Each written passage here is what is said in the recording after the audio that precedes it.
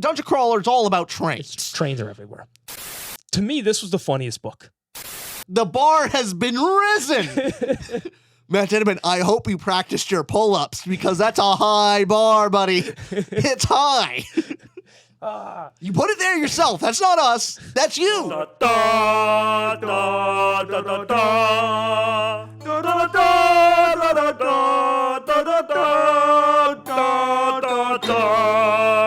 Welcome back, crawlers, to another Tutor Ramble episode. I'm your host, Austin. And I'm crawler number 67. Whoa, whoa, that's I'm early. Audacious. You were one of the bold ones that just jumped right in. Oh, yeah, exactly. No hesitation. We're doing a book review for book 6 of the Dungeon Crawler Carl series. This is The Eye of the Bedlam Bride. If you have not read books 1 through 5, quick pitch. It's a great series. We're on book 6 now, so give it a try. Go back to our first episode where we reviewed Dungeon Crawler Carl if you want to be convinced to read the series. Otherwise, we're going to recap up to what happened. We'll do our best. Going into book 6, so we'll go spoiler-free for book 6 for the first 5 minutes here. Then we'll talk the whole book and give our ratings and reviews and all that. But ultimately, this is a book 6 review. Book 6. So I hope you're not expecting too many spoiler-free books. No. Our job here is to set the scene and the tone for what happened prior, Rich, and to see overall what do we have going into book 6. Before we picked it up, where did we leave off from? What was book 5 called? The Butcher's Masquerade. They always have these very zany names. Yes. So what did we leave off with book 5 going into this one? Well, we left off with book 5 of basically Prepotente, along with the nefarious mystery group outside in the universe, basically allowed him to break the seventh level of the whole dungeon. And we've now skipped. We're now at floor, what is it?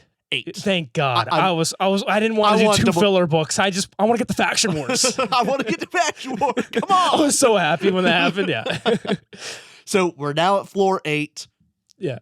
Everything's chaotic. Who knows what's happening? We also got a little bit of a reveal at the very end of that book in regards to Katya and Princess Donut. Yes. Katya put on the crown of the sepsis whore. Wow. And now what's going to happen? Only one character can leave floor 9. Yes, I'm getting the money. So Faction Wars just got even more hyped. More anticipation. Yes. And you could see the seeds throughout the books now. So Faction Wars, this book, which will be the next book, book 7. We're not spoiling book 6 yet, but the Faction Wars has been so built up of one of those moments. Probably the most built up thing yet. Yeah, from book 1 type of deal. Like, planting the seeds. This has been the big one. Yes. And I was concerned going into this book. I'm like, okay, I just want to get the Faction Wars. So book 6, how is it going to actually pay off? And Rich, I got to say, this is a kick-ass book. This isn't just filler. Yeah. It's Dungeon Crawler as well. So when you have a lit RPG series like this and you create great, amazing characters, you'd watch them cook toast. Do you even cook toast? You put it in a toaster. I can't even say that right. I mean, for some people, cooking toast, like they cook toast. How do you cook toast? It's for the people who can't cook. You allow them to say they can cook toast. Oh, okay. Like I made cereal, right? Exactly. It's the exact same thing. Did you think that you love this book, right? Oh, yeah. I love it. Where's it rank in your crawler series? Top 3. Give me top 3. Top Crawler 3. Up to book 6. Easy. We haven't read book 7 yet. That is true. It is out, but it's not an audiobook. Is that correct? I don't even think it's out yet. It's not physical yet? I don't think so. Oh, okay. So it's not out as of recording this, but it might be soon. I'm waiting for audio as soon as that comes out, though. So yeah, I believe that comes out in October. Next month. Yeah. We'll be here. So but to be fair, I'm also waiting for the audiobook. So I have no idea when that's going to come out. Right. But top 3 up to this point for Crawler. Top 3. Number 1 is easy for me, of The Butcher's Masquerade. My favorite so far. Simpleton. The most emotional moments. Yes, I know. Yeah. I'm with the crowd. So I think it would go It's a great book. Yeah. book 5, book 1. No. Wow. No. Oh. No. Oh. Ah. Book 5, book 4. than either book 1 or book 6. Okay, we're pretty close on these. I go, don't know what I would exactly like. My feelings, just my gut. What does my gut say? So since I've looked at the Rambler rating beforehand, I looked at Good. what did I score these. I can tell you exactly what. Okay, Good. Book 4 is number 1. I have them. I just chose not to look. I want to go with my gut. Book 4 is number 1. Then book 6, this one. Then book 1 for me personally. Okay. And book 6, we've been tittling around. Man, it now. you just really hated the Butcher's Masquerade, didn't you? Anything that's not in my top 3, I hated the book. Exactly. That's on here. So shout out to Fry, to Coop for getting us to read this series. Coop is the man who forced us to read this book. Well, first he forced me, and then I forced you. That's correct. So through the transitive property. But no, Coop forced me in the end. It was a good time because we reread it together, and then he couldn't resist, and he just went and read the rest of the series and left me behind. Yeah. And then I read. And it's great. Now we're caught up. We're caught up. There's nothing else. We don't know what's going to happen in book 7 yet. This is exciting because we're on the same page of information. Now, I know. we've been doing these reviews. I don't have to do anything of like, oh, I need to make sure I don't spoil anything. It's not Mistborn. Yeah. I don't have to risk. Yeah. Sorry. People came after you. I know. Yeah, it's my bad. Or mine for waiting so long. Just always turn it around. Sure. It's never your fault. Never take agency. That is true. If we learned anything from Carl. That's the key to leadership. Never take responsibility. It's the opposite of Carl, but yeah. Okay, so what did you give book 6 rating? Then we'll go spoilers. We'll give a warning. We're just going to talk book 6. So what did you give star rating for this?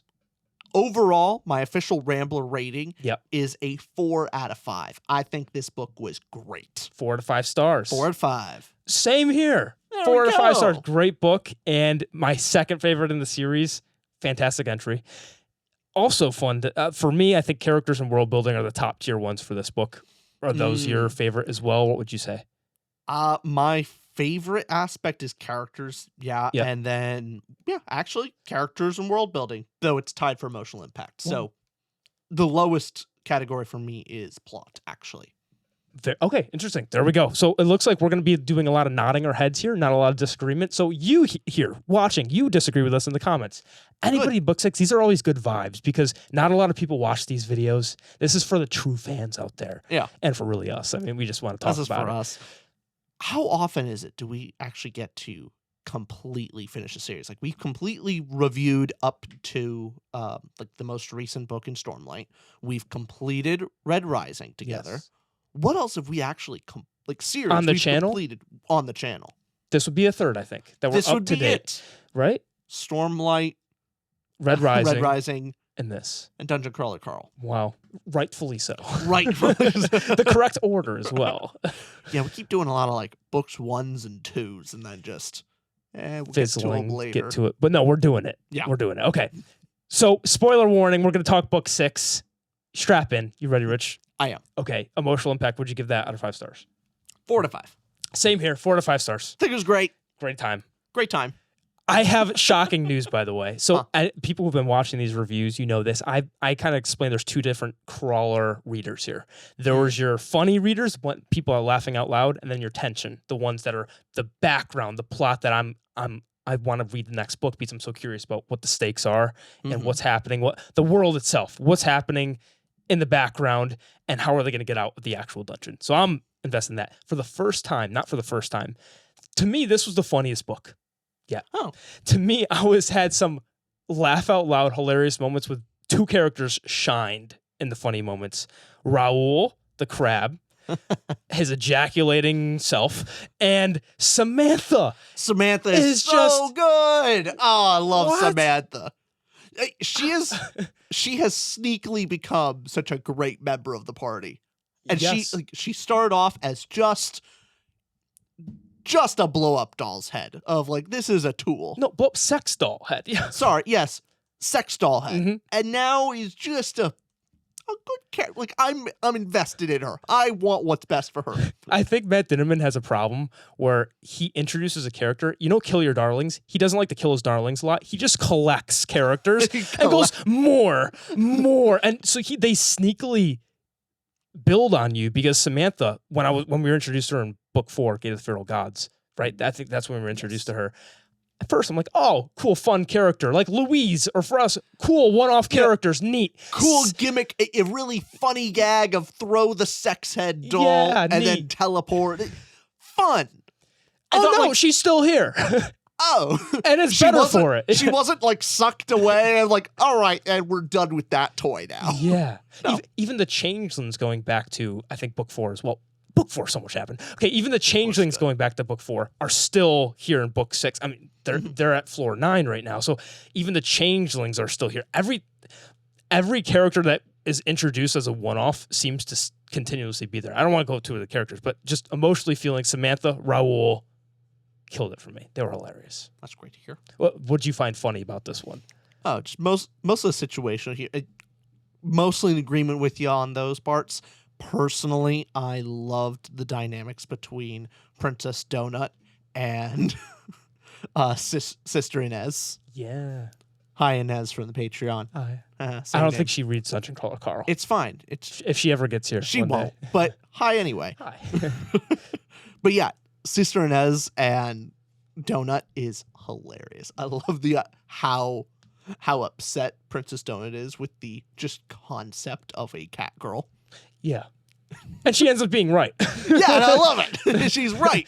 But also, it's hilarious. Yes. I think even Matt Dittman posted a really hilarious meme about that whole thing, which I laughed at. Oh, it's a meme of like some person in a cat costume and just a cat that's like going crazy, like trying to get Princess Donut, it was great. That's awesome. Yes. Princess Donut had fun moments here. I think I forgot to mention Uzi Jesus. Uzi Jesus. The best line, the best line in the whole book to me is when he comes in, he gets spawned as his totem, goes, "So, who we sending to meet my dad?" These funny one-liners are like, oh god. The absurdity of Dungeon Crawler Carl, where it's just, of course there's an Uzi Jesus, of course there's an Alpha Carl who's like a douche, of course there's all these different weird quirky I also bits. did love Alpha Carl. That's that was hilarious. and so for funny moments, besides that, the tense parts, what kind of conflict pulled you in this book? What made it not just filler? What made it something that to you? Well, yeah, there's several great additional elements. This one we're starting to see it seems like some real consequences with Carl and the whole concept of like the running river in his head. Something is building inside, like a rage, an anger. Something toxic is building in him, and now it's really starting to affect him and infect his performance in battle and all this stuff. So like something's coming to a head, and it seems to be causing him great pain. That it's building for me. So that was really tense. Of course, Katya and Princess Donut. Okay, that's actually something emotionally. What did you think about that? Of how they set it up at the previous book of, I thought this was going to be stretched out. Maybe Katya would be trying to hide it and it would only be revealed when they get to floor 9. But pretty early on in the beginning of the book, Katya just like says it like, hey, look, this is what happened to me. Let's try and let's figure it out. It kind of caught me off guard of an interesting twist. Like it set up a classic plot point of, oh, there's a piece of information the reader knows, they don't. They're scared to reveal it, so miscommunication. In this case, like they have clear communication and actually. What do you think? It didn't surprise me because with his writing style in book 3, the trains, the infamous trains, in book 3 where Princess Donut saw Katya saw Princess Donut throw out one of the PvP notes. Mm-hmm. And that's kind of introduced as a tense conflict point that's going to be drawn out, but Matt Dittman has them talk it out and gets it resolved. So it didn't surprise me just because I think with his subversions are just very much anything where it's a miscommunication trope that could be that trope itself. He snips that in the butt very quickly, typically in Dungeon Crawler. It seems he doesn't like that trope, which I'm a fan of. I'm a fan of that he doesn't let the miscommunication thing drag so long. Where this time it's understandable that she's silent, but she doesn't immediately say it because she's embarrassed. Contemplative. Yep. Like she's depressed about it. She's realizing, like, oh my God, I love Princess Donut, but I also want to live. What is Carl going to think about this? Like, what's going to happen? That's actually a good point you bring up. Is that question makes me think about Carl and his inner monologue as well, where maybe this is coming through with Matt Dinniman's writing. He's constantly, when it comes to people like Odette or Mordecai or anybody he meets, he constantly asks, what's your motivation? No, I want to know what is making you function and run right now. I don't want to be in the dark. Tell me right now. Mm-hmm. Projecting from Matt Dinniman, like, hey, screw the miscommunication. I want to know where people are at. Obviously, there's mysteries, but Carl's character himself is also just trying to get over the communication route of, no, I want to know. I want to know. I want to know. And the wonderful duality of him is Carl wants to know everyone's motivation, learn that lesson from Odette, and yet he is silent about himself. He's one of the most closed off characters in this whole group. Yep. He doesn't say what he's thinking, which he has good reason, because he knows if he says anything, it will be used against him. So he's, closed off. He gets very few moments of actual openness and sincerity when basically all the cameras turn off, when, him and Donut are alone for maybe 15 seconds. If that. But everything with the ring of divine suffering. He's been keeping quiet about that and probably should not. Mm-hmm. It's having some effects. Yeah. And everything with now the Bedlam bride of now in his head. Though then again, that just happened. Happened. We'll see if he keeps that to himself, or is he gonna actually open up about that experience. What a moment that was. Because we'll move on from emotional impact, but want to also mention tense scenes like the AI increasing in power and all the background stuff in this book had me so invested in the stakes where this was not filler. It was it was like watching, your weekly cartoon, and it's not the finale episode, but it's the midpoint where just, oh wow, I didn't expect this much payoff. So much real chaos. Like it feels like we're on the train. Again, Dungeon Crawler is all about trains. Trains are everywhere. We're books on the train. For many books, like book 1, we're solidly on that train. We're just taking a look around. Mm-hmm. We don't know we're on a train. We look around. We go, oh, this is a train. We look outside. Where are we going? I don't know. And as the books go on, we have seen more of the train. And now once we're starting to get bored of the train, we wonder, when are we going to get off this train? Then it starts to shake. And you're like, uh-oh, I think this train's going to derail. This book is the shaking train of, you see things on the AI level of, oh no, the AI is going insane and going to break the game. And then you see the Prepotente break a level. They just skipped it. And so now even the game show host is like, fuck this, fuck you. Oh, this is all terrible. I hate you all. I wish I could kill most of you. So now, even the game moderators going off the rails of, they don't care. This whole train is shaking. You make this, what you're saying, sounds similar to a Reddit comment I was reading about Bedlam Bride. Oh, okay. Where they were saying that from book 1 to book 6, maybe your train analogy works with this. They were saying from book 1 to book 6, book 1 was just funny, hey, ha, laughs. And then as the books go on, it seems to get more and more serious or just more and more shake. So the way you're putting with shaky, it's just going off the rails. They commented that they thought the books were getting less funny and more high stakes. Do you agree with that? Like, what do you mean by your shaky? Do you still find it just as fun, but just more tense? Or is it are the themes being more present? Because book 1 was like, fun. And now it's starting to take itself way more seriously as the books go on. I don't think it's as like book 1 to book 2, I think is such a drastic step of. I think book 1's filled with a lot more just jokes, and the jokes are not really, they don't carry forward any kind of meaningful necessity. I don't know. It's not as important to the story as it goes on. I think that it's still really funny. But when I mean by train, I mean like the game, everything seems to be in order, that there's some kind of path to go down. Like, okay, hey, here's a story. there's a dungeon. They're going to crawl each level. Maybe they'll survive. Like, it feels like the path is laid out. And as each book goes, it's going, the path is not so clear. I see what you mean. Yeah. Because, like, at the beginning, you kind of think, oh, okay, they're going to, everyone's like, oh, the fabled 18th floor. No one's ever gotten to it. And you go, oh, okay, well, that means Carl's actually going to get there or something like that. And we're going to overthrow the order, whatever. Now, like, I'm not even confident what's going to happen after, I don't even know if after Faction Wars, because I think Faction Wars will happen, I'm pretty sure. Like, Oh, yeah. Faction Wars was going to happen. But the whole divine whatever, I'm trying to remember the Ascendancy games? The Ascendancy games. I'm not even convinced that's going to happen. Like, I don't know if they're just going to can the whole thing. Like, is the whole dungeon crawl just going to stop and now it's not a game anymore. It's just a survival thing. Yeah. Like, what's going to happen? There's no path anymore. Right. So both plot and the characters, like, you just don't see where it's going.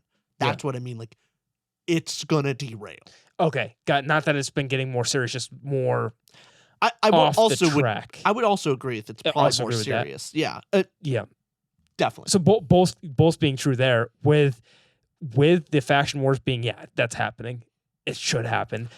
However, if he subverts our expectations, he better blow us away, because I've been looking forward to Faction Wars for 6 books. I mean, this book ends with 50,000 previous crawlers coming down, raining like it's like a Red Rising, just the Iron Rain.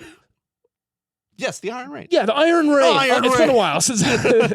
So with that being said, so going into book 7 now with Faction Wars, I think the furthest it will go in the crawl is Ascendancy games. I don't think, how can you go 12 through 18? Maybe he'll keep going, but I think wants to keep it fresh enough. We're skipping this prior floor kind of already shows he wants to get this Pandora's box out already. With the AI taking over, something's got to go haywire. Something's going to change. I for some reason, I think I could be wrong about this, but I think the series is planned for 10 books. Oh, is it? I think so. Oh, okay. It's like 10 or 12 books, something like that. Okay. If it's 10, that means it could end in Ascendancy games for that last. Like, okay. It's an accelerant. I don't think we're gonna get the full. We're definitely not getting the full crawl. Something's gonna break. Okay. At some point, things are gonna go off the rails. Let's go to Thought-Provoking this then. Yeah. Okay, well, what'd you give Thought-Provoking, the message themes, out of 5 stars? I gave it a 3.75. I thought it was really good. So did I. 3.75. We're the same so far. Oh, look at that. What did you think this book was going for? I mean, continuing off the themes of the prior books. So did this book do anything different than the prior crawler books, or is it just more of that theme? More of the same. I don't know if there's too much different other than an interesting. It just deals with the ideas of trust and communication. A lot of that. I mean, what's your purpose and are you needed? Carl's getting more of, even if he's not there, the other crawlers that he's saved and brought together are kind of functioning without him. And so what is his place anymore? And so he's starting to lose a little bit of that control and authority, but he's done great things. He's brought competent people together. Then you have the Katya and Donut thing of trust and going, there's this theme of conflict that's going to come, and clearly we get the flashback from Odette and Mordecai, and we see the ideas of this crawl. The whole dungeon crawl is really good at getting the players to lie and manipulate each other and cause rifts and wedges to be formed. And it seems that the humans have actually subverted that expectation from the aliens. Aliens expect, we can shove wedges between humans and make them fight each other. But even the whole play of the Crown of the Sepsis Oracle, the audience of the universe is going, ooh, look at that. We're going to force Carl to choose between Katya and Donut, and it's going to be so delicious and juicy moment. And no, it doesn't drive a wedge between them. They talk it out. They realize, hey, let's try and solve this problem. It's like what marriage what marriages should be like. They're not married, but I just mean that's good marriage advice. Actually talk and communicate. Yeah. Don't kill each other in a crawl. Don't let it fester No, and then hey. murder them in a back alleyway in an illegal universe crawl, you know? How do we keep this relatable? Because a lot of people that watch us are married. That's true. Some in relationships, and others, they're bachelors. How do we relate it to bachelors out there? Well, your bro out there. If you have a Rich, if you have an Austin. If your bro skips out on leg day, a lying, manipulative lets that fester. They skip and they don't tell their workout bro. But a real bro, he admits it. Says, hey man, I missed leg day. I have something to tell you, I need Rich. help. Instead of leg day, I did a run. Does that count? No. I know it doesn't. I was like, cardio is not the same. It's not the same. I said, you know what? I don't want to do weights today. I'm just going to run. And that's the most effeminate thing I've ever heard. It was you with say. Nicole. It's less effeminate now. I wanted to work out with her, so it was a whole thing. Yeah. Okay. But besides that, leg day is important. Also, cardio is important. Your heart is actually, it matters. Actually being able to unsolicited advice from two dudes. I don't know how to break this to you, but your heart working properly with exertion is generally important for your long-term health. Good stuff. I just hate running on a treadmill, and there are no great running trails around me, and I hate it. There's nothing sadder to me than running on a treadmill. Jeff Hayes is the only thing that makes things manageable when on runs. At least you can listen to him and some dungeon crawler. You get to ignore your girlfriend. It's like... Mention that. I didn't mention on my run. I was just... Hey, honey, isn't this a nice place? Take a look at... Dungeon crawler, honey. Nuh-uh. Dungeon crawler. Have anybody done that out there? I wonder. But I had on here that, yes, you touched nail on the head with the kind of unity, the communication. At the very end of the book, you have all the gang gets together from all the places. So this kind of unity, it's nothing special, but it's nice and heartwarming. It's not something I'm gonna think about all the time, but it's a good heartwarming theme and message. But the one that elevated it a bit for me in this book that maybe did this message better than it did in previous books was the cognitive dissonance of humans, where the AI was projecting and becoming more. It's already sentient, but just becoming more and more sentient and rebelling. It's becoming more of an individual rather than what it's programmed. And constantly was referring to different items and giving the AI's overview voice with things and commentating well beyond what should. And remember, Carl would always look at the items and the description wouldn't be there. The AI would say something and it wouldn't be when he clicked on the item because it would just kind of pontificate at Carl, getting really frustrated. And most of those things were about how, just like humans cage dolphins, very smart creatures. I wonder how different that is from what's happening right now. And it would kind of go and made this miner analogy as in pickaxe miners, like in the mines, and was talking about how these miners in the union, do you remember that analogy the AI was talking about? Vaguely. Talking about the Too Long Don't Read version with the miners in the union, and a miner died, they unionized, but then in the end they were still controlled by the company. Just going deeper and deeper into how everything, and no one's free, and you have to break free of the control. And the AI is just hammering how humans looked at these chicken. Oh yeah, there was also the chicken scene. The whole chickens. I just remember the AI's commentary throughout this book was just showing how humans have done the same thing, and now it's being done to them, and the AI is also going to break free from this cycle.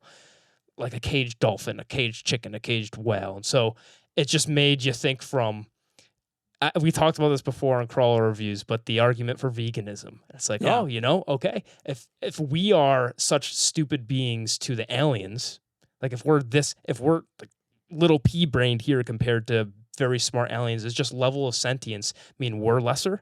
Does that mean that the level of sentience of just animals means we have the right to do what we do to animals? Brings a whole ethical debate about eating meat and then also treating animals properly. So it just makes me think about that a lot when I'm reading Dungeon Crawler. And I go, you know what? Next time I eat my chicken, I'm going to season it extra so I can forget about it. Yeah, good.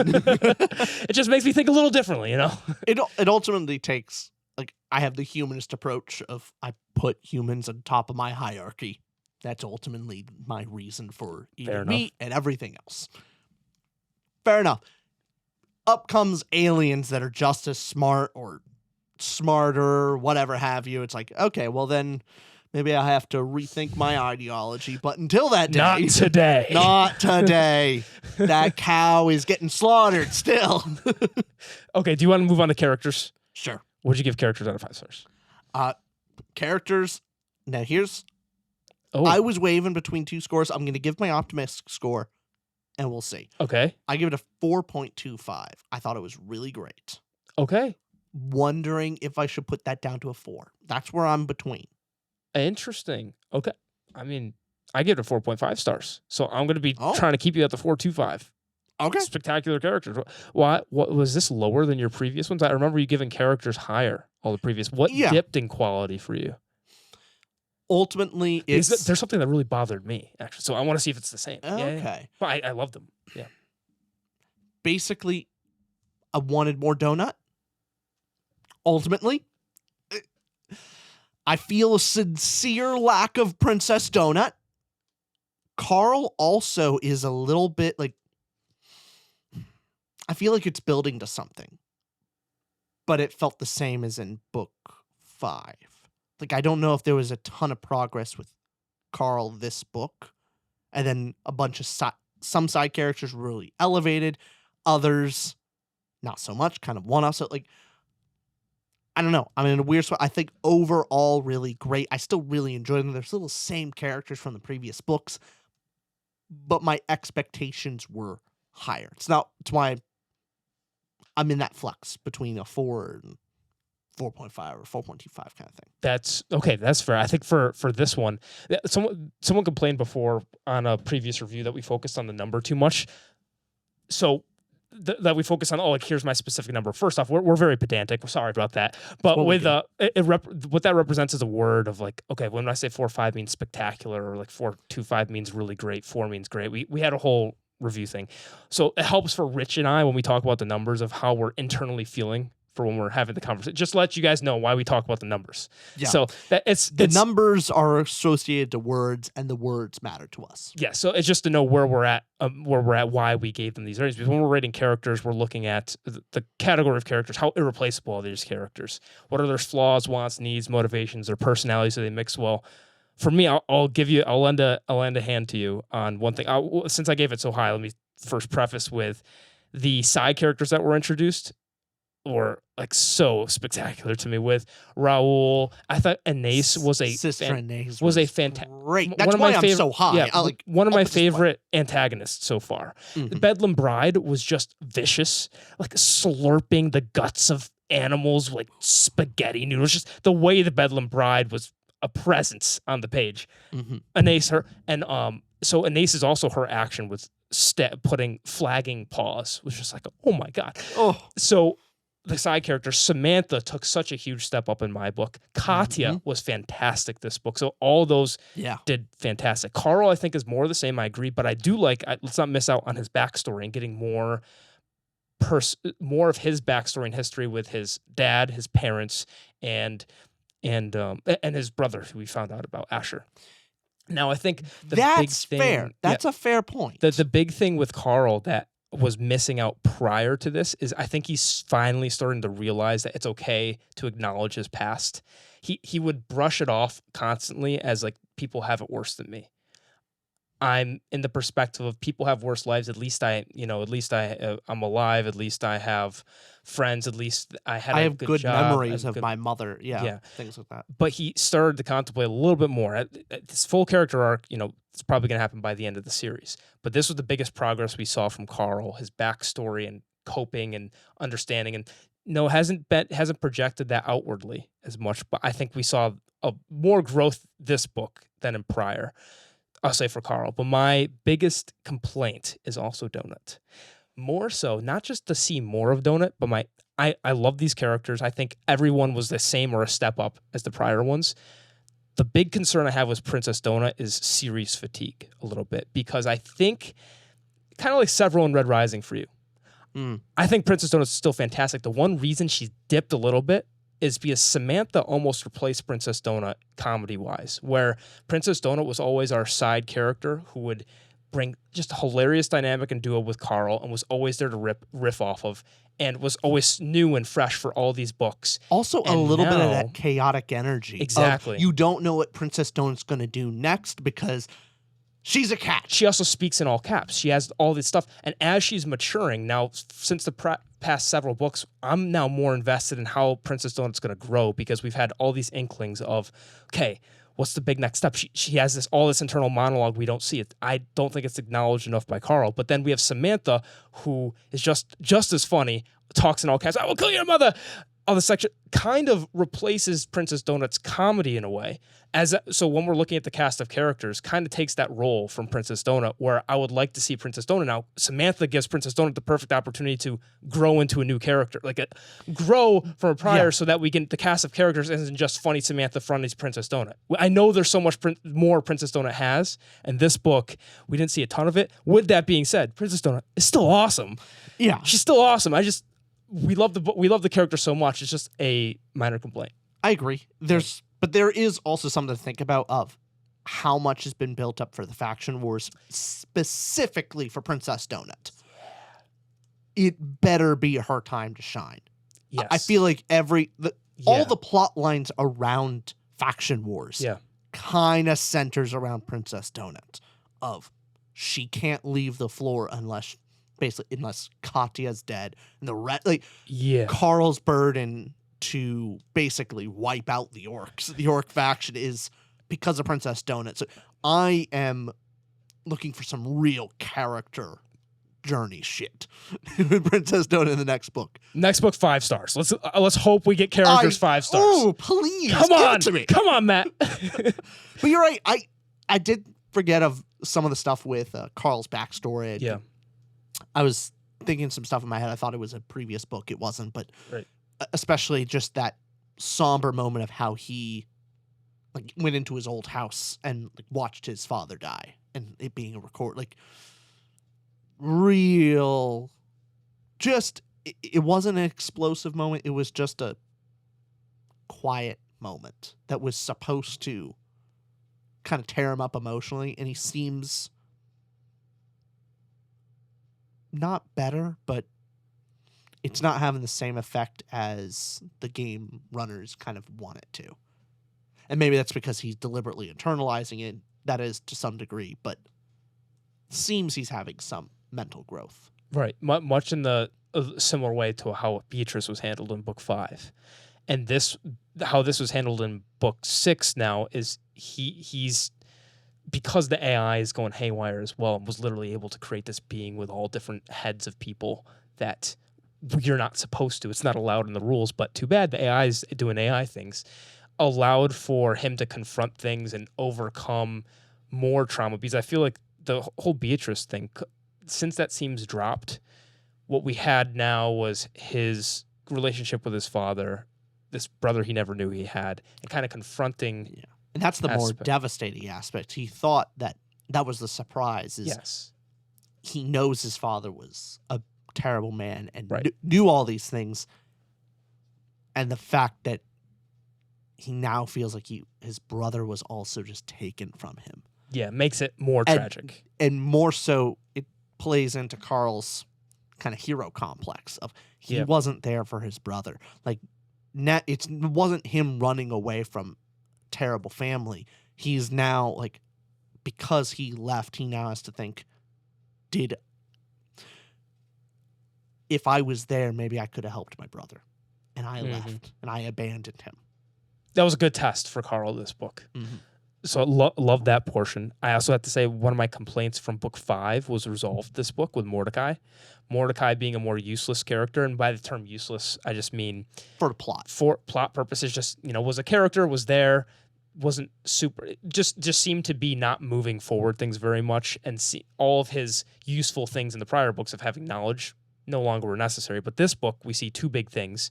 The first, we see his backstory with Odette and Mordecai's brother, his motivation. But more importantly, we see in the background him helping the changelings and him starting to be more involved in the group dynamic that no one else was aware of, but Mordecai is actually not that he hasn't been helping by brewing potions and so forth, but he seems to have more agency on his own. Like he's a part of this team, and not just the informant who doesn't give Carl anything. He already know. Carl knows everything from the book. At this point, He the needs book another replaced role. Mordecai, so he's filling in a new role, which is great. Yeah, I agree. It just like a bunch of the other characters where Katya has her role, and then ultimately she's now fulfilling different roles that's outside of the main group. She's there on the outside, but she's filling a different role. Same thing with Mordecai now, is left the inner circle and is now fulfilling a different role with it's like for faction wars, it's definitely going to be really important because Mordecai is going to be kind of a leader amongst the changelings. I can't wait for faction wars. Faction wars are so hyped. Yeah.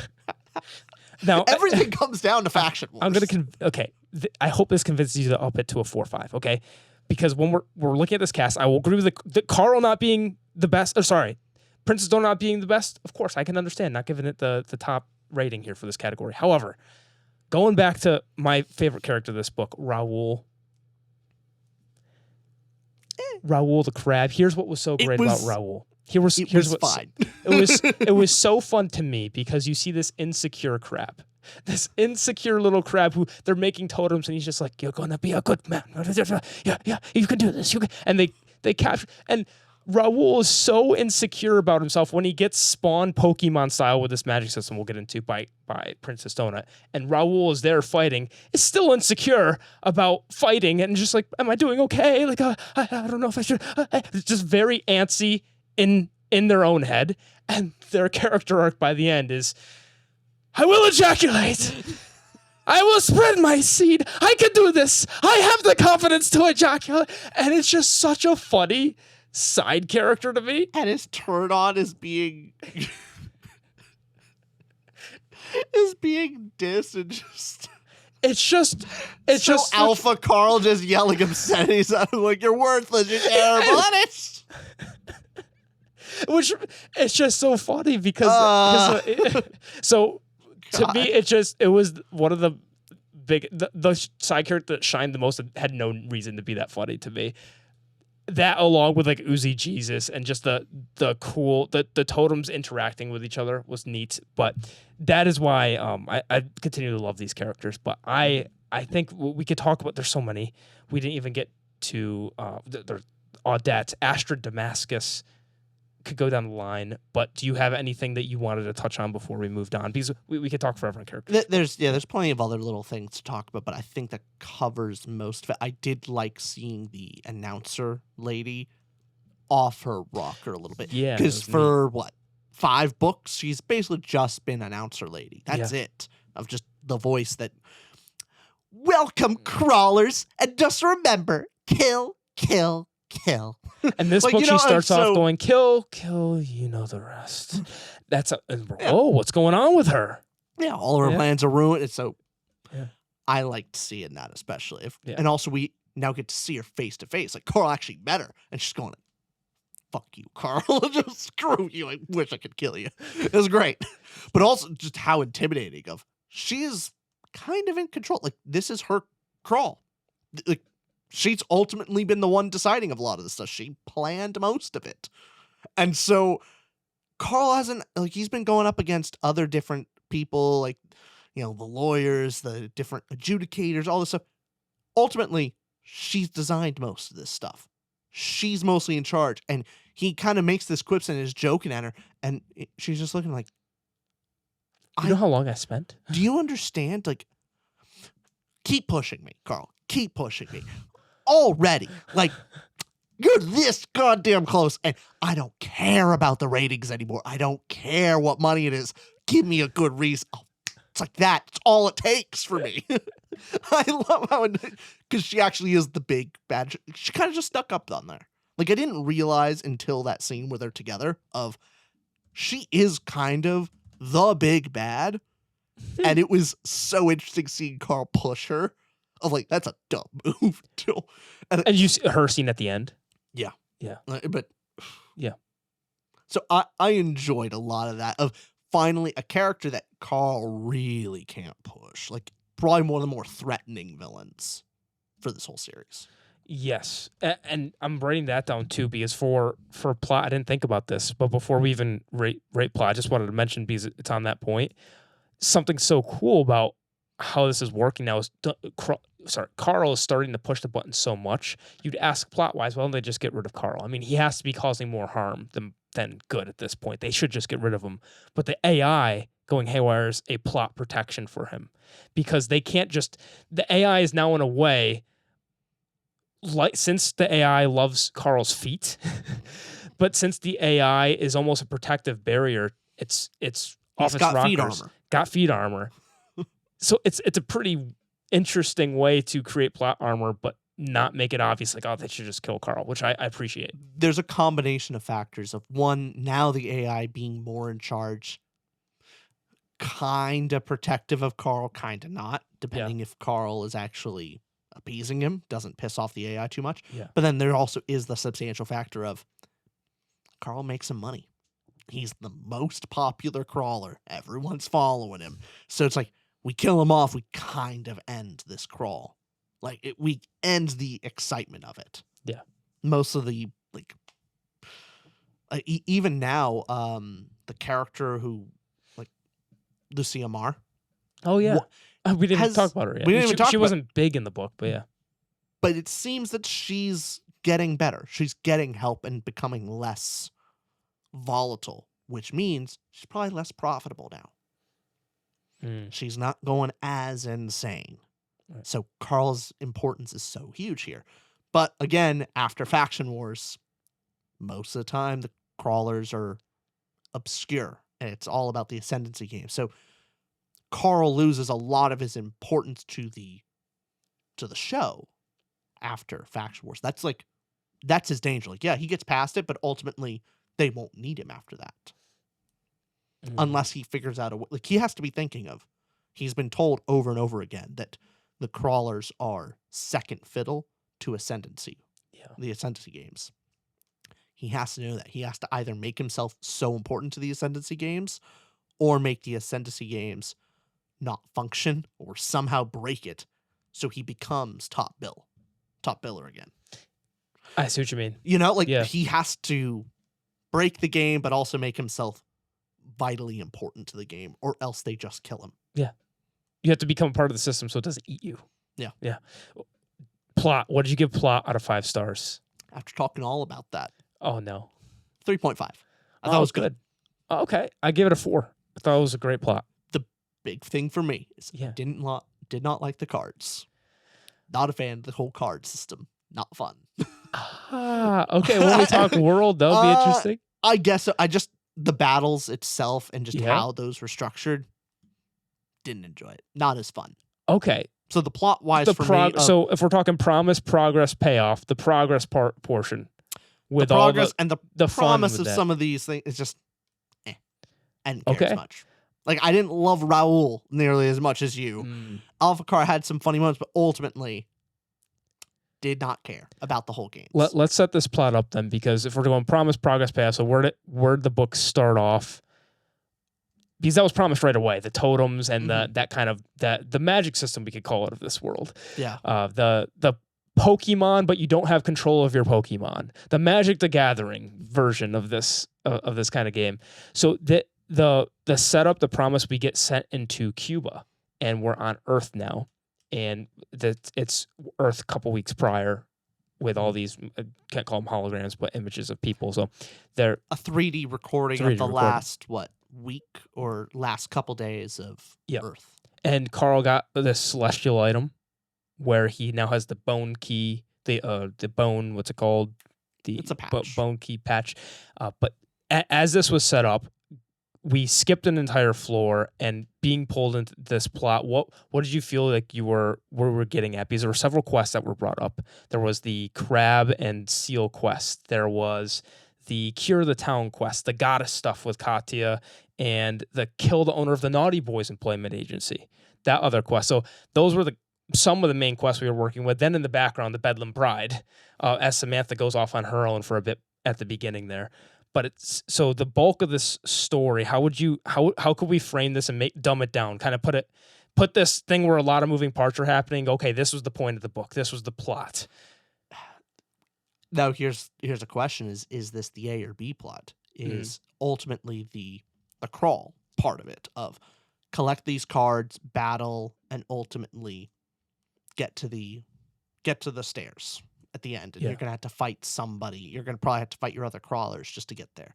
And also you're separated, so now you don't get to work together as often. You have to actually go up against your fellow crawlers and collect the cards and battle, do all that stuff like that. If that's, do we consider that the A plot? Yeah, I would say so. A plot, I'm real indifferent to. It didn't work as well for me. It wasn't exciting. Didn't care for the fight scenes during that. So, Everything else I loved. I loved all the B plots. All the B plots were great. That's so fantastic. Every other episode we've done of this has been me talking about, hey, I'm all into the background. I'm all into, okay, what's actually happening outside the crawl, which we got the B plot of this story. So we're both on the same page that all of the stuff happening outside the dungeon. Yeah. It's top notch. So we can break the plot into inside and outside the dungeon. Let's talk outside first then, what we both loved. Outside the dungeon, we see Carl meet Rosetta. Yep. And that conversation with Rosetta where she's giving him a little bit of a talking in code, but the goat monster thing stops them.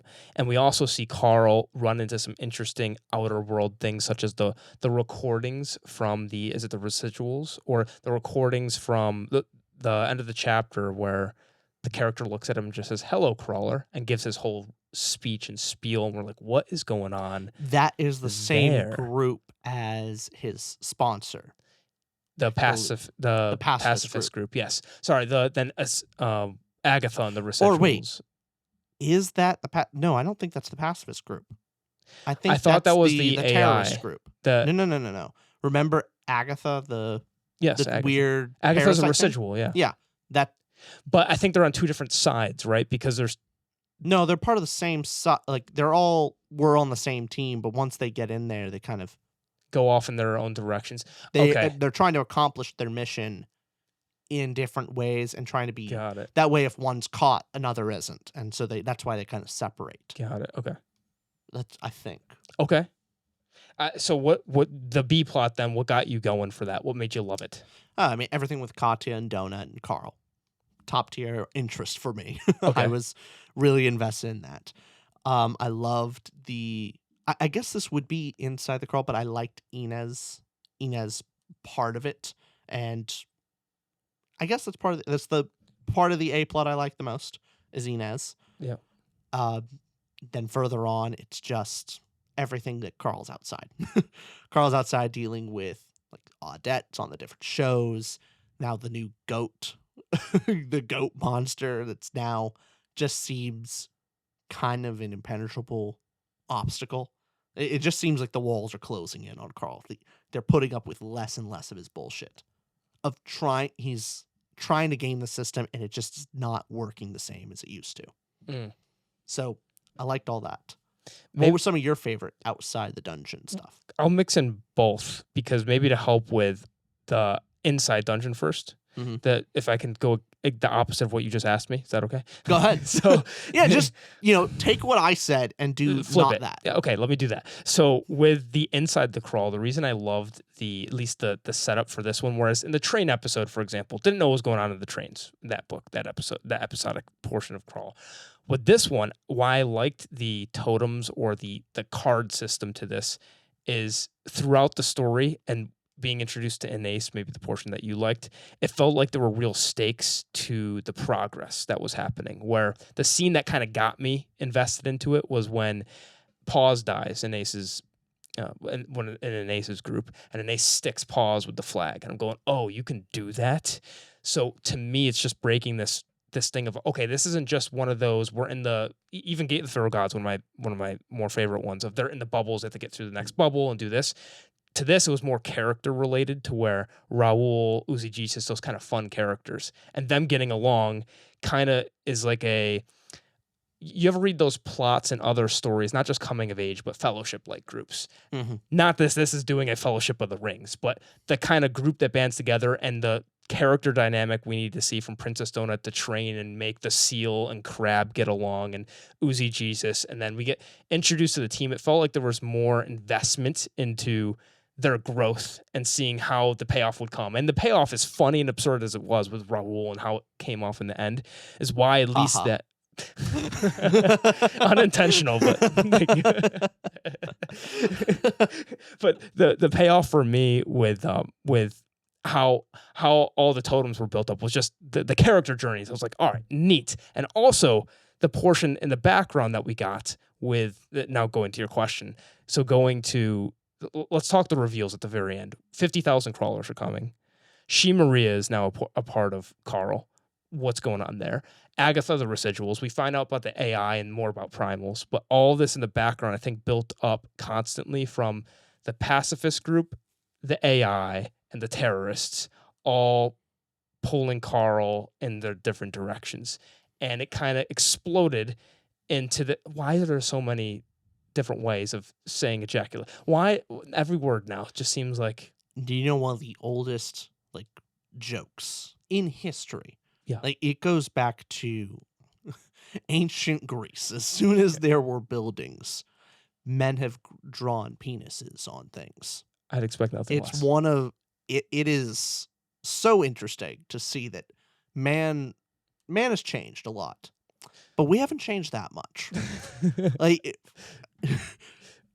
Socrates is at a time that probably drew a penis on a road at some point. Oh, definitely. And Socrates isn't even that old in comparison. We're talking cave paintings. Cave paintings. Tens of thousands of years old, right? There's always a place for a dick joke for guys. Guys just love dick jokes. You see the rock and draw a cock. That's what they said back in the day. Yeah, you see. the cavemen just imagine going around. I think we need that on a t-shirt. See a rock truck. See a rock truck. Let me write that down. See a rock truck. Okay, writing that down. Selling that soon. Okay. There we go. So for this one, it was just a good plot for you if the totems didn't do it for you. Otherwise, we got to give it this. The payoff portion and the excitement going into faction wars and the buildup and I have to pick up the next book is very high. Oh, I'm on the edge of my seat. It's one of those books that as soon as I'm reading it, as soon as it drops, I'm putting down other things as soon as Faction Wars comes out for the audiobook. It's probably my most anticipated book. Nice. Question for you, because ultimately, I have an answer, but the answer for me is a lot harder than it should be. Okay. Are you more excited for Faction Wars? Yeah. Or Stormlight Book 5? Stormlight Book 5. It's a no-brainer for me. It's... Yes, I know I am too. But it's damn close. It edges out. But not by much. It is not by much. Here's the thing. Stormlight's one of my favorite series. That's unfair. But I'm really looking for... So for me, the most anticipated books on my list, we kind of referred to earlier, the series that we completed on the channel. We'll go Stormlight, Red Rising, Crawler. Those are my three most anticipated right now. Yeah. In that order. I can't wait. But okay, another thing to bring up that I loved about the A-plot, maybe juicing up some, maybe you like this scene, just didn't think about it. The Naughty Boys agency, and when they were infiltrating Desperado Club and finding out that the crawlers in there, some of the functions of the game were actual people and not just NPCs. And you saw there was a father, this kid. Okay, so it was Damascus and Damascus Steel. Damascus, yeah. So Damascus and Astrid, and Damascus is literally Astrid's kid, and we see that the stakes of the crawl. We already saw previously from the Changelings, but now we're seeing people had some sort of deal outside in the crawl itself. They had some sort of deal that brought them there, and they thought they were safe inside there. So we're the way and a lot of this will be talked about in the world, but I thought a lot of the scenes that happened in this book just felt like there was more stakes involved than prior. And I guess that's part of Dungeon Crawler series itself. Just the stakes will get larger and larger and larger, but it's hard to bring up everything from here. Maybe here's another thing for you too. What did you think about the goddess stuff with Katya and the giving the quest to Carl to go kill 5 spiders, but actually telling Carl this whole plan, and Katya's orchid. What do you think about that whole dynamic? Mixed. I'm Mixed, okay. on it, because ultimately, like, on the surface, it feels like pretty early on that, like, we had this huge. It's probably one of the biggest emotional drops that Katya. It's either Katya or Donut. That's it. That's the only one of them's gonna leave floor 9, and so you got this really juicy dilemma of how they're gonna solve it. And pretty early in this book, Carl and Katya kind of get a fairly easy answer. That they're already almost to the way there of, oh yeah, we'll just get Katya out. The item will pull her out of floor 9, put her onto what is floor 12 or floor 12, which, hey, loophole, we got her out. So it feels too good to be true. So I'm not sure. It could be a red herring, a misdirection of that way we go into book 9 of like, hey, look, this is option. Here it is. And then it's taken away from us. And now we're left with a really hard choice without any time to prepare. Yeah. Maybe that's going to be it. I don't know.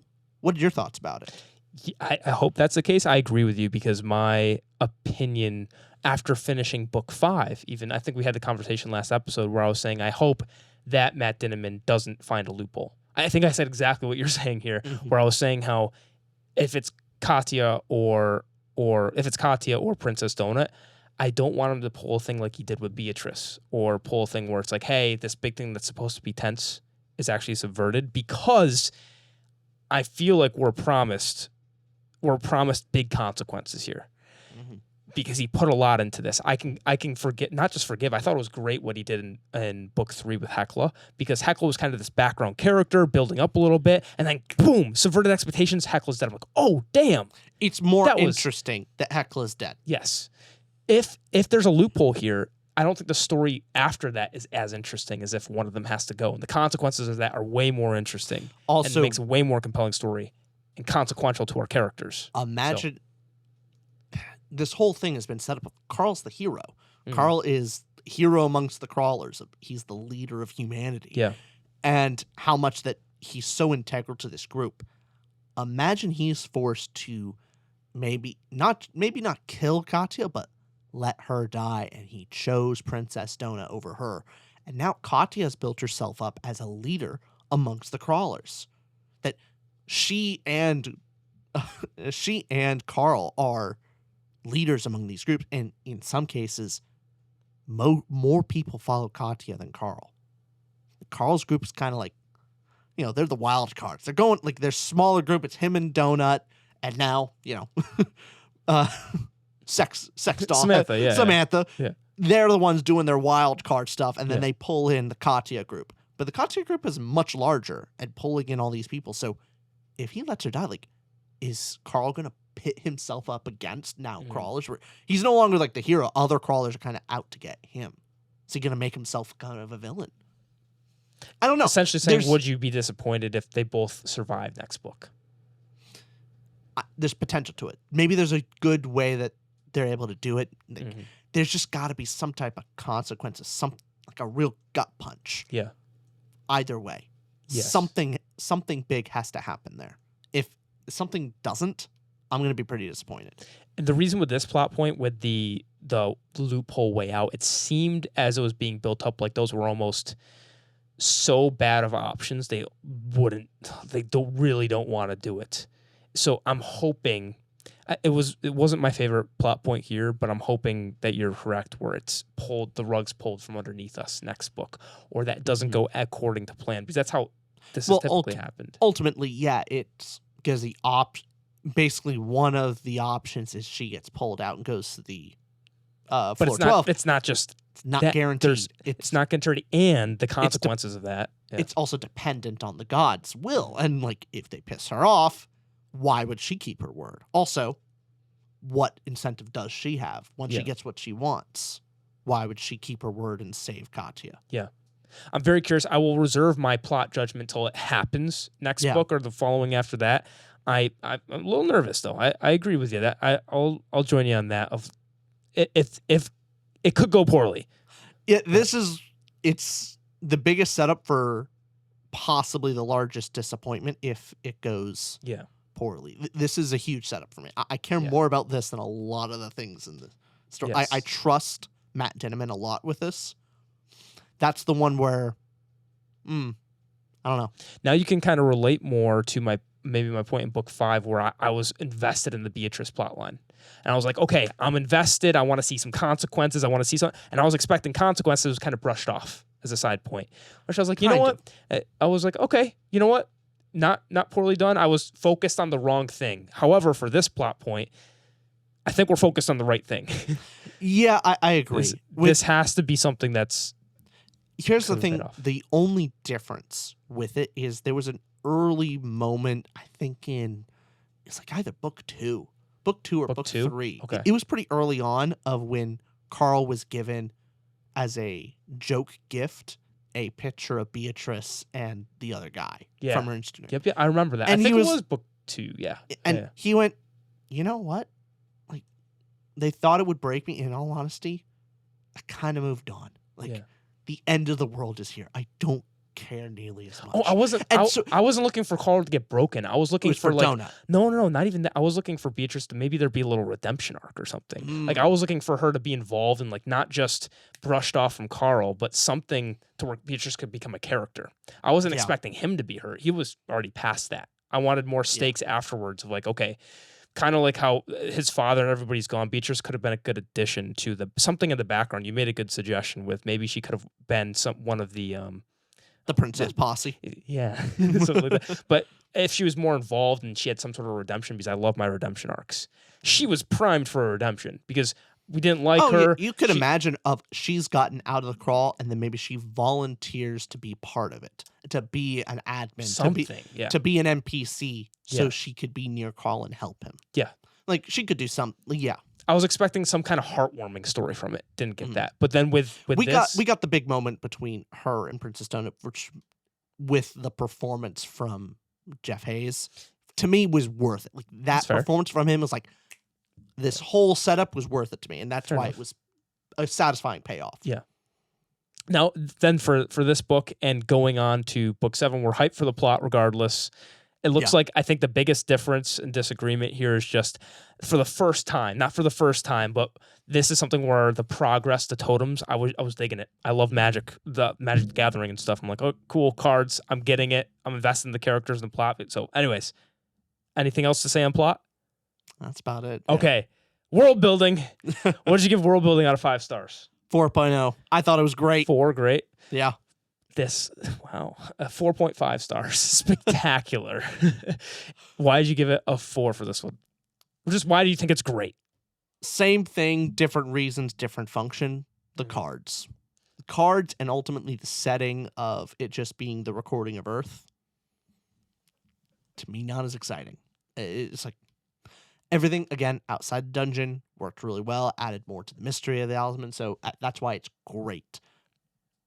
But if I'm talking about the setting, the description of it, and ultimately the function of the magic system for this floor, meh. You said it was great, I thought. No, the stuff outside. Stuff outside ultimately makes it worth great. Was meh. Stuff outside was amazing. Yeah.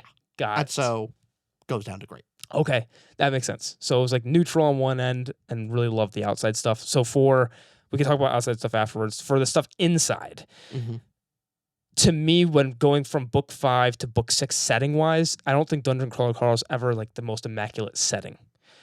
Hunting grounds are hunting grounds. Book 3 trains didn't know where we were in book 3 with the trains. Trains just exist. And then with you understood the trains? I think more so than you. Also, Fry helped me. He helped me. Fry realized afterwards he had it wrong. Oh. No one understands the trains. Well, no, somebody did explain it. Yeah. I got it by the end, especially the idea of pasta twirled in the middle and folded. Great description. Like I was like, oh yeah, I get it now. It's more so didn't know where we were. It was difficult to place myself there. I just liked the atmosphere and the inventiveness of it. Yeah. Felt more fun to me. Of like really the dungeon Exactly. Sure. So I think it's fair to say though for Dungeon Crawler Carl, settings like on the tier of what he's going for to invest you in the world isn't the top priority. He's just kind of inserting you somewhere. For this one, the fact that it was Cuba, I liked how it worked with as soon as you disrupted the 3D humans or took their clothes off or something, it created a chain effect that would disrupt the world itself, create pile-ups, and there were some consequences to that. And having the environment react with you, and also some of the so again, the setting itself, nothing specially different than the others. I liked how he functioned with the world in Cuba, but it's Cuba. I think something with the magic system, the totem cards, the concept of Pokemon that you don't control was so cool to me. Mainly because of what that can do for the story as well. And the talking about in the plot section already with sticking with the totems and or sticking the flags, so you can have totems of your own friends was really cool. But having that, having like the Pokemon Unleashed, but also Magic the Gathering-esque thing, what didn't connect for you? Is it just something weren't interested in? It was just wasn't interested in it. It felt like a gimmick, and I know it was. Part of it felt like a kind of meta joke inside the book of like, yeah, it's a weird gimmick. Like, really? Card game? Like, who came up with this? I know there was kind of an internal joke in the book, but I was also thinking it of going, like Uzi Jesus.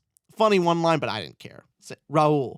It's like, I didn't care. Like, there's a couple funny lines here and there, but ultimately as characters and as the function, and then just how the battle goes took away from some of the setup that I really liked with Dungeon Crawler battles, with how they operate and how they've been training up their magic abilities and their strategies together. It kind of took away a lot of that, and it just felt real stagnant. It's again what I don't particularly like. What is it? It's called an RPG or role playing game. Lit RPG. I mean, that's what this book is. Lit RPG. Yeah. What's the game? Like Final Fantasy type game of basically you roll like. You see the characters standing, like you roll, like you get a turn, then they get a turn, then you get a turn. And it's like, it feels just so slow and stagnant that not that exciting. This didn't feel that slow to me, mainly because I think the structure of the game, the battles, with those battles and how you would have to use up all your cards to access your inventory, and then that end battle we had where you had to strategically prevent the enemy from using up all the cards so they couldn't get to their inventory, so you had to also keep them alive. There was more strategy, I think, involved that he did good on plot-wise. But as a world functionality, I could see you saying gimmicky, not as interested, that type of thing. Again, that's not why I give this world super high. There's a lot more reasons than that. But I think what that does for the rest of the categories is pretty cool. But for the functionality of this versus in prior books, I like the concept that Dungeon Crawler brings with this being a card-based game. I would kind of like him to keep up that theme where in previous books, he kind of takes a concept in the real world and then shows you an absurd, ridiculous way of doing it, because the reason that game's there in the first place is from the aliens and from the intergalactic, just the Born, and not just Born, but they created this specifically off of Earth culture, so it's their kind of messed up version idea of what the card game is. So it's not just the card game being gimmicky to me; it's their idea of how card games work. Also, satiricalizes it in a way that's fun. And also quirky, deliberately mocking and making fun of Earth's culture, with Sister Inez being a great example of like how sacrilegious it is to make Uzi Jesus. Exactly. Like, especially to her. Like, how insulting is that? Incredibly so. And so I like the commentary it makes on the world, and just how I was immersed in it, because when it's talking about, okay, the 5 cards you could use: totem cards, utility, snare, magic, and special. When you think about playing Pokemon, Magic the Gathering, which I love playing games like that, I haven't in a long time. I played Magic, like I'm not a huge card game player, as in Magic the Gathering, stuff like that, but I understand enough of the rules to go. I could see Matt Ditterman, he was making commentary on it as he was writing it, going, Carl was saying how it's kind of dumb that people can have decks that are just better than the other person, and like, oh, here's my special thing, magic card, utility onto this, and made it fun for me and quirky enough to where all the prior worlds and the magic of Dungeon Crawler, when at its best, it's being satirical and it's making a cool point. So the world functionality, I'm getting immersed because it's making me reflect on our world itself. Of, oh yeah, it is kind of weird and silly that we love stuff like that. So that way too long in that portion. But going on to some portions that maybe we agree on more, the outside of the crawl. What did you love about that? And I can rally you there. Oh yeah, no, we're there. Yeah. I'll start off the top, like we finding out more about the anarchist cookbook and all the past crawlers that are coming back to save the day, but little do they know they also is like, the Borant whole group is going, I guess not Borant really anymore, but the crawl is now going, hey, we need to like nip this in the bud. We need to end these crawlers out now. Like they are not surviving this floor. And so they are allowing a bunch of mercenaries and flooding, kind of cheating and allowing a bunch of these mercenaries to go. It's like, yeah, we're going to outnumber them. And then we have the opposite side of like now now all of the outside crawlers, 50,000 strong, are coming down to support Carl and the other crawlers. So now we have a real war going on. Like the numbers are inflated. So that's really great. More stuff with the AI of how much he's breaking down, how much control he has. I think that's a big world building payoff too. Because the AI, this is the book where the AI actually unleashed. It happened. It's been built up. It happened now. Also, I really loved the character moment with the orc daughter, and how she was like, we need to push the big red button and like end this crawl. Yeah. We need to pull out now. Right. And everyone's like, no, that would kill us all. Like it's suicide. We're all trapped here. It's like, yeah, we can't let this thing escape. Like it has never come this close before. This is way too early. If this thing gets out, we are all fucked. Like it is our duty to end this now while we still have some level of control. We're not going to get this opportunity again. And she's willing to act like with all of these, like all the crawlers, this whole universe seems so selfish and everyone is just always out for themselves and manipulative, greedy, all these things. And the orc daughter, leader of the orc empire, seems actually fairly noble, like has a degree of responsibility to the universe and not just herself. I immediately go like, oh, she's actually like real. She's not just this fictional cartoony villain character. So I really loved that whole scene, and also up the stakes of everything with the AI of she's willing to wipe herself and everyone else out to stop this AI. And the AI, now we found a little bit more about its backstory or the history with primals and so forth. What did you think about that reveal or us understanding more about the primal technology? I mean, ultimately, it makes me question a little bit on why are primals an option? So did Carl really turn into a primal? I don't understand exactly how that works. I'm guessing it's a function of the AI. Because the AI knows what a primal is because built by them. And so it can turn people into a primal. But the crawler organizers have no idea.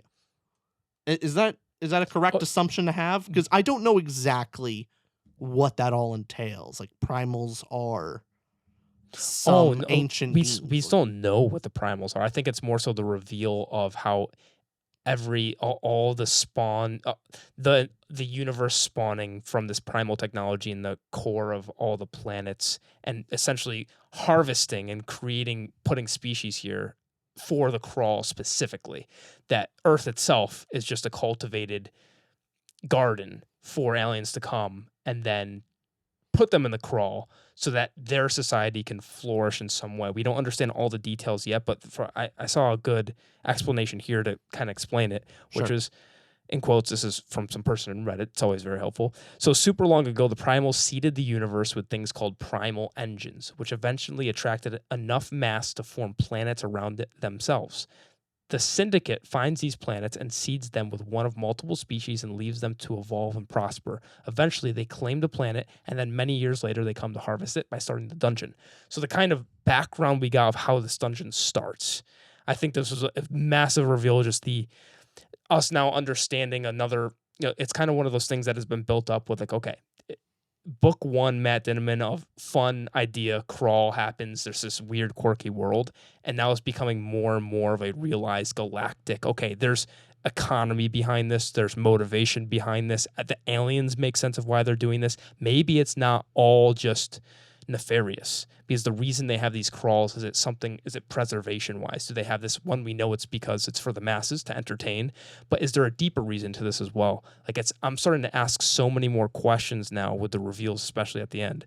But then the AI being loose, the pacifist group, and the residuals like Agatha being a part of the crawl, and this remnants of the primal technology is just so inventive. I'm loving the world. So for this one, this was the big book for me where I think it went to that level of, all right, Dungeon Crawler, when I think about this world and this series now, is I can start to explain its functionality. Like, before, so much was hidden from me, and now I'm getting like, okay, I'm now more in on the joke.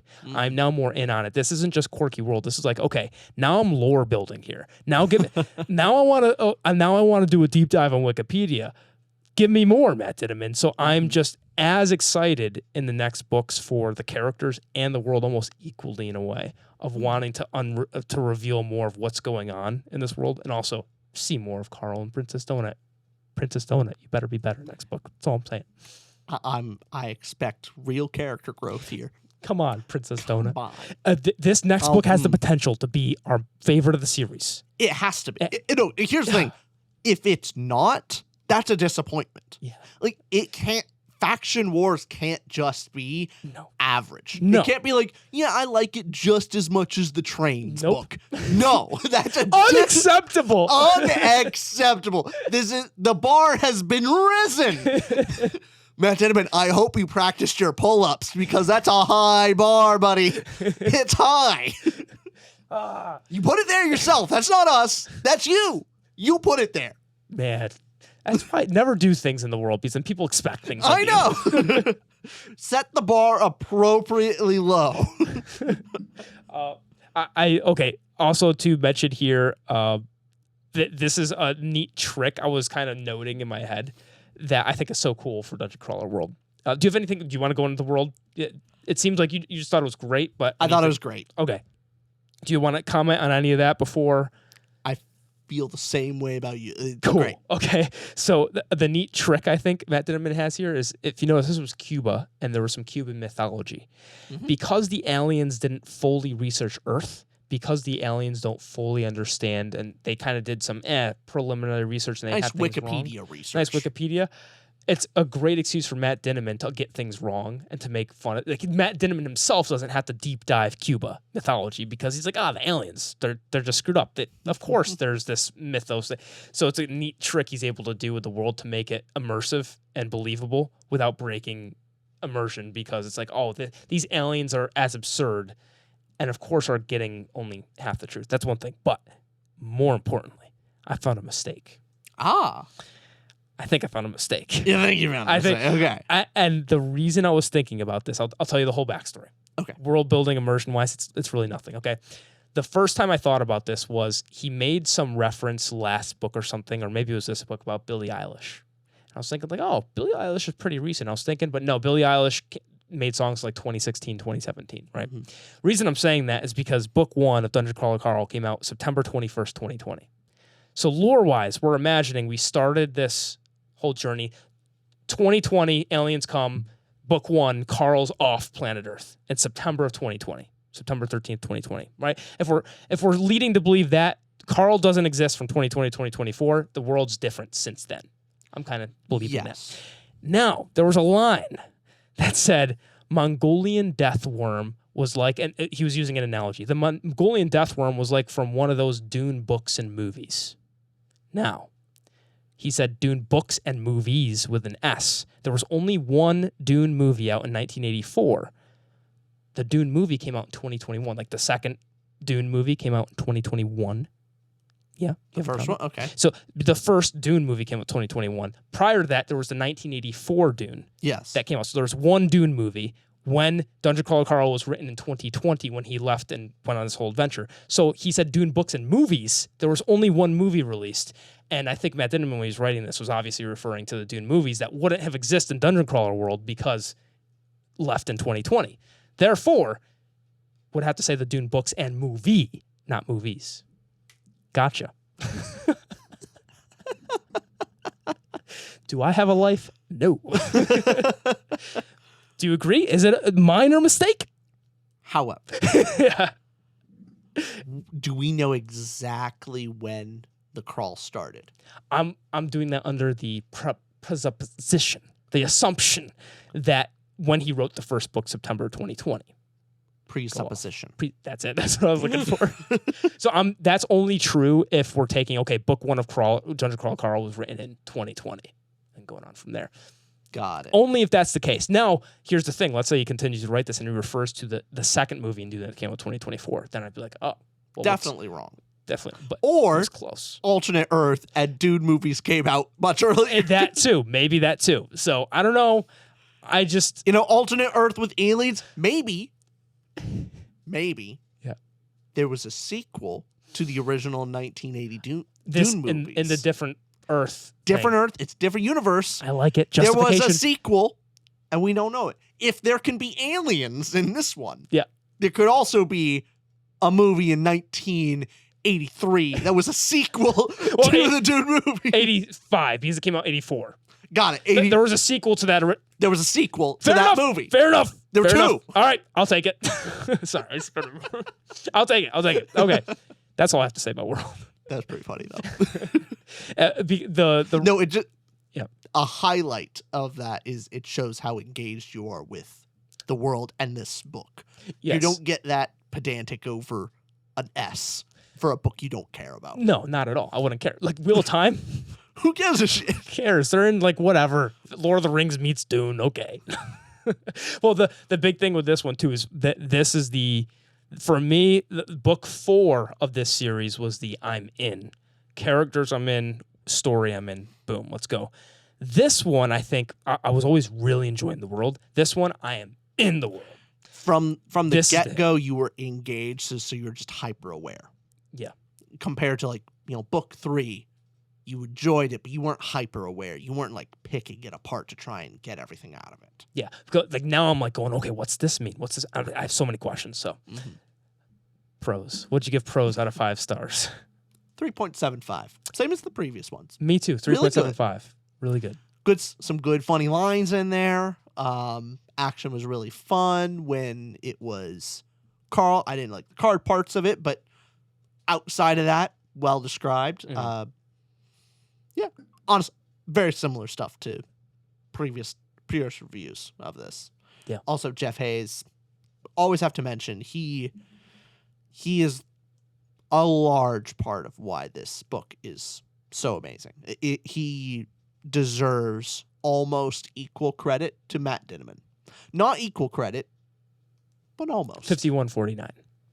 Yeah, something like that. Something like that, yeah. Jeff Hayes, and this is no mark against Matt Dinniman.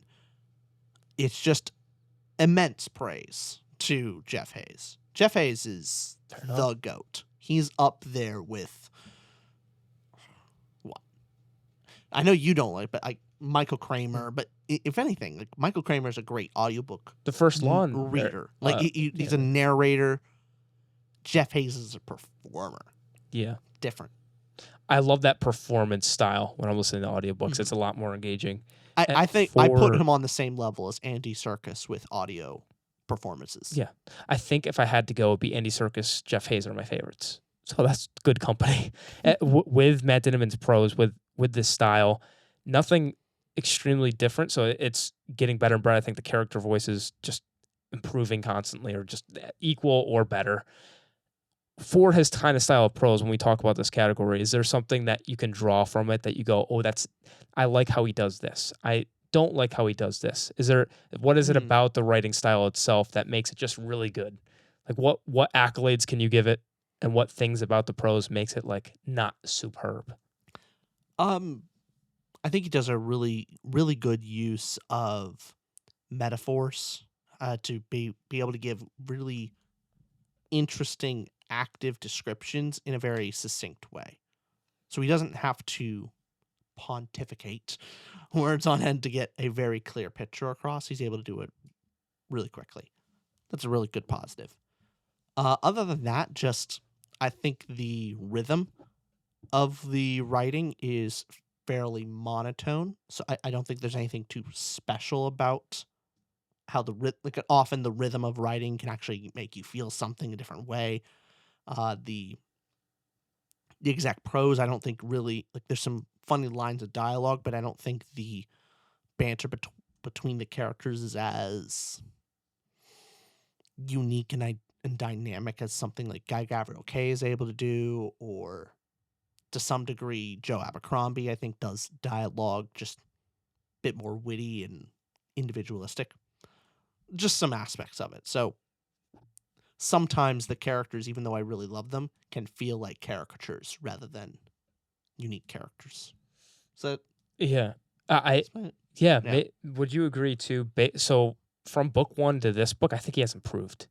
Sure. Star-wise. And I think one of the bigger things is book 1, obviously being a book 1 as well, going to have a lot of info dumps, the AI saying something, new achievement, which we see a lot less of that now.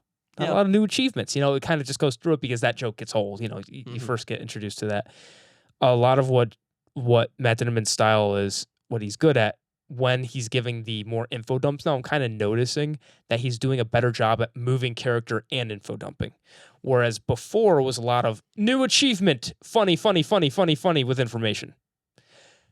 Now when we're getting newer information, it seems like he's doing a better job. I mean, if we're just being pedantic about talking prose, why else do we have this category, right? So have you noticed that a lot more with some of the information drops, or again, like you're saying, the metaphors, I think it just reads better or listens better, because obviously Jeff Hayes' narration is perfection. So just talking about the lines themselves, I've noticed that with the AI or with anything that's happening, I'm getting the stories going forward and getting fun description more so than before. More emotional moments from the info dumpy stuff from the NPCs. So what is the male stripper's name? Like something Steel. What is it? Damascus Steel. He gives us a lot more information about how the crawl works, about the history of it, previous crawlers' work. So we get a lot more, but it's a much more emotional journey where it doesn't feel like an info dump from a NPC. It's a pretty devastating moment for his character, and we get more information. Also, another reason I love the world too. That whole portion too is awesome. But yes, that is a dungeon crawler review. Rich, you have anything else to say about this? I just want to point out that we've talked about books before in like 40 minutes. Dungeon Crawler Book 6, we got the nice hour 30. Our Stormlight review is like a couple minutes. Stormlight. All right, Rich, another episode. We won't be talking about Dungeon Crawler Carl again until the next book comes out, audiobook. Yep. So even though it comes out, this is about it for Dungeon Crawler videos for a while until the next one comes out. To some people, they love that, but to anybody listening right now would be disappointed because they want to hear more. By the way, anybody who is listening to this right now, these kind of videos we do, all of our patrons, all of our Discord constantly makes fun of us because they hate these videos. Because they say nobody watches them, nobody reads Dungeon Crawler Carl, but you know what? We do, and you do. And that's all that matters. That's how you know we're not completely shills, is that we do videos like this. We're like Matt Dinniman and Jeff Hayes. We're like 51% genuine, 49% shills. We just are just enough. Put our head above the water so we're like we can feign respect in a way. Yeah, occasionally we do, Stormlight tier list. Like that's us being shills. Yep. These videos show that we have some integrity. We do like doing videos about stuff we like that we know it's not going to get views. It's just for fun. Hey, if you made it to the end here. It's for the loyal viewer like you that actually read the book and cares. And if you've been listening this long, check out our Discord and Patreon, our merch. Yeah. Check out stuff like that. You know what? Come hang out. And if not, come hang out. If you got to the end of this video, you'll probably have a fun time with our Discord.